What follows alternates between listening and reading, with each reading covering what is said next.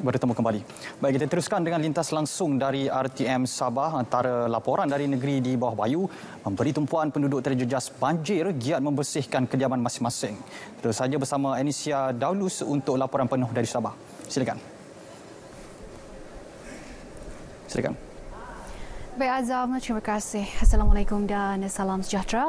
Banjir di Sabah pulih sepenuhnya apabila satu lagi pusat pemindahan sementara PPS di Kota Blud ditutup 11.30 pagi tadi.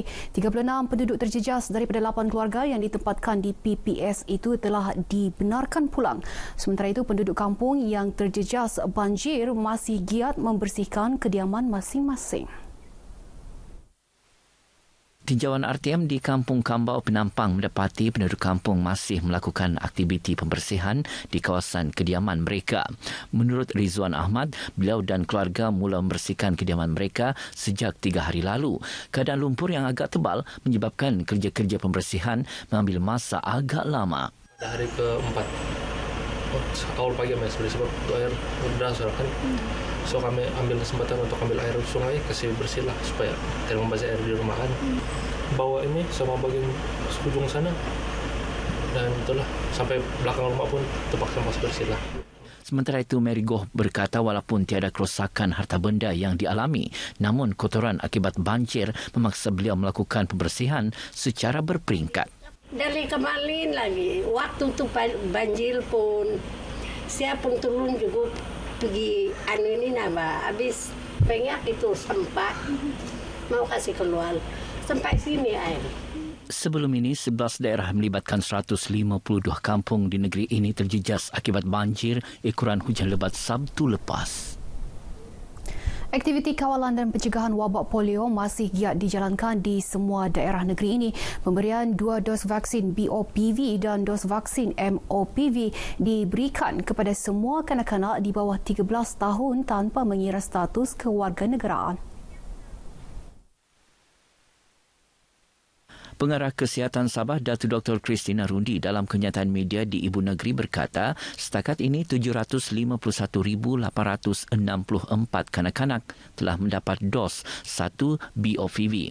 Jumlah itu meningkat 88.12% berbanding minggu lalu, iaitu 11,637 orang. Bagi imunisasi BOPV dos 2, bilangan kanak-kanak yang diberi imunisasi 618,555 iaitu meningkat 72.49% berbanding 26,462 orang. Menurut Datuk Dr. Christina, pihaknya menyasarkan 95% kanak-kanak mendapat kedua dos vaksin berkenaan.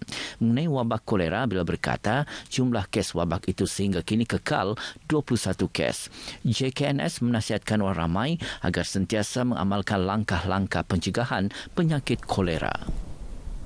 Seramai 395 pendatang asing tanpa izin parti warga Filipina dihantar pulang ke negara asal menaiki kapal MV Antonia 1 dari Pelabuhan Sandakan ke Zamboanga, Filipina hari ini.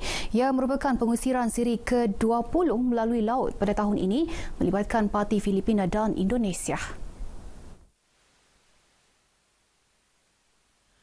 Sehingga kini jumlah pengusiran parti sepanjang tahun ini seramai 4,751 orang. Pengarah Majlis Keselamatan Negara MKN Sabah, Sharifah Siti Salihah Habib Yusof dalam kenyataan media di Kota Kinabalu memberitahu seperti siri pengusiran sebelum ini, semua tahanan menjalani ujian saringan COVID-19 sebelum diusir pulang. Katanya penghantaran pulang warga Filipina itu mendapat kerjasama baik kerajaan Filipina, terutama dalam menanggung kos ujian saringan terhadap parti negara berkenaan. Beliau turut berharap kerajaan Filipina mempertimbangkan supaya proses pengusiran dapat dilakukan bukan berdasarkan tempoh selang masa 15 hari, sebaliknya dilaksanakan mengikut daerah wilayah asal parti. Seramai 185 daripada 215 pekerja terdiri warga tempatan dan warga asing di 2 tapak binaan sekitar Kota Kinabalu telah menjalani ujian saringan COVID-19. Pemeriksaan tersebut dilakukan menerusi operasi penguatkuasaan bersepadu COVID-19 antara Jabatan 2020 Anjuran Lembaga Pembangunan Industri Pembinaan Malaysia CIDB Sabah. Menurut pengarah CIDB Sabah Rosmin Awang Hassan ketika ditemui RTM selepas operasi tersebut, sebanyak 3 notis masing-masing telah dikeluarkan CIDB, DBKK dan JKKP. Sementara itu 4 notis dan kompaun dikeluarkan JKNS.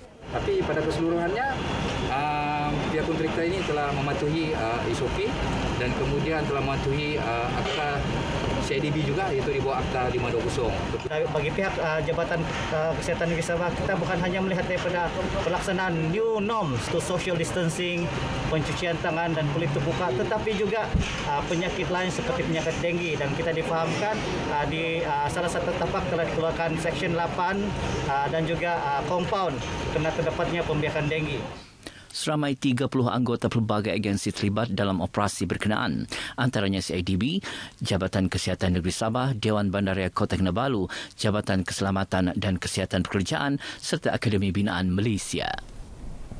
Baik, sekian sumbangan berita dari Sabah. Budayakan norma baharu, jaga diri, patuhi arahan pihak berkuasa. Kembali bersama Azam dan Kasab. Silakan Azam. Baik, terima kasih Anisha atas laporan itu tadi. Dan seperti biasa,